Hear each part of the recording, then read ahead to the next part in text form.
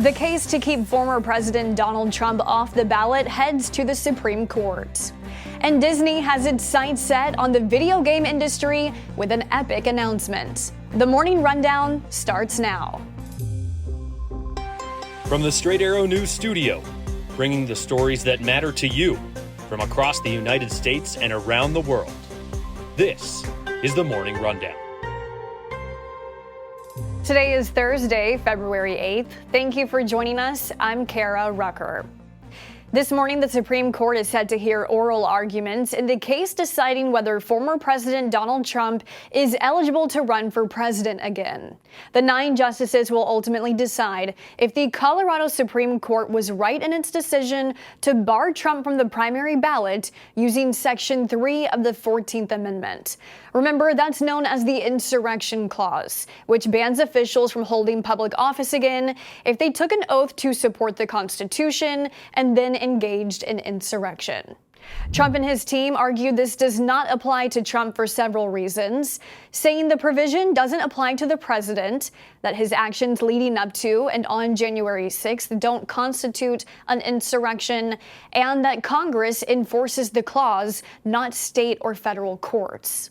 As the future of the 2024 presidential election hangs in the balance, Trump's name remains on the ballot in Colorado, as well as in Maine, where his candidacy is also being contested. Both sides have asked the court to make a timely decision. When the justices do rule on the case, it'll be a historic one, as the Supreme Court has never before made a ruling directly concerning the 155-year-old clause.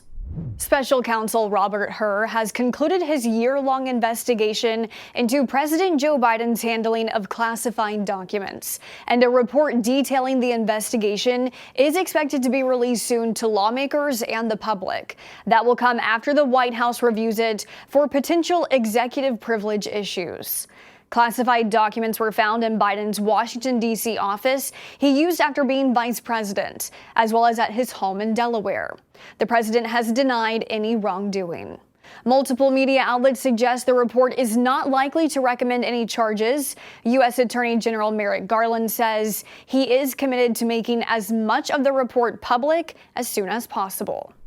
Efforts to pass legislation over additional aid to Ukraine and Israel will continue in Congress today. Senate Democrats plan to hold a vote to advance a standalone foreign aid bill after the $118 billion package that included border measures failed to pass.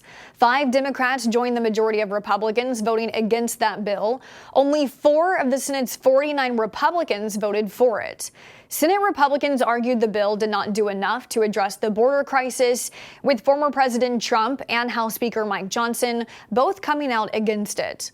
Johnson tried earlier this week to get a bill passed strictly for Israel aid, but that failed in a House vote. It's not clear how the House would vote should the $96 billion foreign aid package pass the Senate. But Republican leadership has said before they would not vote for a foreign aid deal unless help for the southern border is also prioritized, which could place Congress back to square one. A senior leader of an Iranian-backed militia in Iraq was killed by U.S. forces on Wednesday. The U.S. carrying out an airstrike in Baghdad, killing a commander of Kataib Hezbollah, who officials say was responsible for directly planning and participating in attacks on U.S. forces in the region. Officials say this latest strike was part of the retaliatory actions authorized by President Biden following the killing of 3 U.S. soldiers at a base in Jordan last week. In a statement, U.S. Central Command saying the U.S. will continue to take necessary action to protect our people, adding there are no indications of collateral damage or civilian casualties at this time. Search and rescue efforts continue for 5 U.S. Marines in California after their helicopter went missing on what the military called a routine training flight from Nevada. All we know right now is that the search is ongoing for the helicopter and the crew. Obviously, our hopes are of the best here, but this was a MH-53, Marine Corps MH-53, a large helicopter that was on its way from Creech Air Force Base to San Diego, and that's really all we know. We're watching this closely, and again, our thoughts are for the best. White House National Security Council spokesman John Kirby speaking as the search for the Marines began Wednesday. According to officials, at about 1 a.m., the helicopter was reported overdue at a Marine Corps station in San Diego. Around 8 hours later, local authorities located the helicopter in a mountainous area of Pine Valley, California, but there was no sign of the crew. Winter weather is impacting rescue efforts, with snow and rain in the forecast for the area.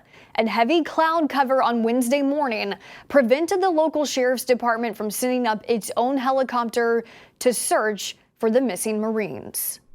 Finally this morning, it's game on at Disney as the media giant is making its biggest move into the gaming world.